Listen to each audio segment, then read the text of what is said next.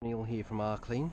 When we do gutter cleans, we always offer a complimentary roof inspection, and as part of the work we do take a detailed look at your roof. We look at the tiles, we look at the pointing, and look what I found here for this customer, a gaping hole in the ridge cap. Now, as a lot of water would go through here and into her roof, and she's actually complained of a leak in the ceiling of the kitchen. And there's a couple of things. Probably this could be one of the reasons why that's happening, but there's also that her downpipes have been completely and utterly blocked, so we've just flushed all of those.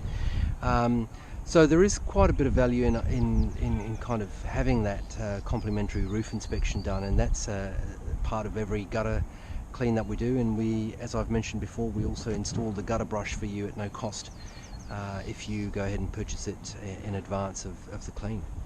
Okay folks, hope that's useful and goes to show the real value of some of these inspections. Thanks, bye.